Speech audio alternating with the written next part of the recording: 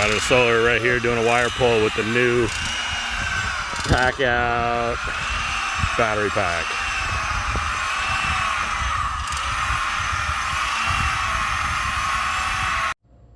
Hey guys, my name is Ben. I'm a battery nerd from Vermont, and today I wanted to show you my Milwaukee Packout battery pack. As some of you may know, I'm a solar installer from Vermont. I work on off-grid systems. I work on a lot of grid tie systems, battery backup systems, you name it. And I really enjoy getting into the nitty-gritty of all this stuff and kind of seeing what I can build next. So this is kind of what I do for fun on the side. You know, during the day when I'm installing solar, we do a lot of wire pulling, and you know, we need power on our job sites a lot of the time. You know, bending PVC with a heat blanket or you name it. And so we do have a generator, a portable Honda generator that we drag around, and that's fine. But I was looking for something that, you know, well, wasn't a generator. You know, I have all these batteries here. I figured I might as well use them. So this was something I kind of pieced together with different parts that I had laying around. I had this old Packout that fell out of a truck and the handle got broken, so I kind of sacrificed that and decided to make a Jobsite power supply out of it. So with this battery pack, I needed to be able to power a wire tugger. It's a Greenlee tugger. I needed to be able to power a heat blanket, charge batteries. You know, the tugger is really the biggest load we use, but I wanted to make sure I could run that. So let me open this up and I'll show you what's inside.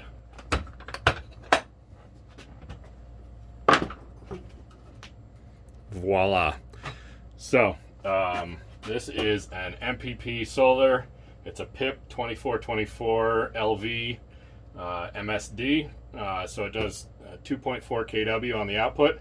It's a 24 volt inverter. And I bought this a number of years ago when I started playing with this stuff at my house. This was one of my first inverters, and it's a great inverter. I've never had an issue with it. You know, it does what it says it can, and you know, that's that. So I knew that 24 volts was going to be better than 12 for what I wanted to do. And also, you know, 2.4 kW should handle just about anything you can throw at it on the job site. So all you see when you open it up is just the inverter, and this actually, everything fits just perfectly in here. On the front I have a switch, and that turns it on. That turns everything on, and turns it off. And then on the back I have a cord coming out. I'll spin this around in a second so you can see, but this is for charging it. I haven't hooked up the solar input yet, but probably what I'll do is just put a couple of plugs on the side, MC4 connectors, and or some other type of plug, maybe an Anderson, I'm not sure. But so I can hook up a solar panel on the job site. I mean, typically, you know, we're on a site for a day. You're not really going to use all that much power, all things considered. So haven't really bothered to do that yet, but I probably will at some point. So inside of here, well, you may see some garbage, but these are just old plastic bags I stuck in here. You know, I'm not really concerned with any kind of fire on this. I mean, it's always going to be outside when it's in use, but you know, if something does catch on fire in here, that plastic bag is going to be the least of my worries. So what I have is, this is the contactor here. So this is out of a Fortress eVault. It's rated at 500 amps and it's rated at 900 volts, and it's got a 12 to 36 volt DC coil.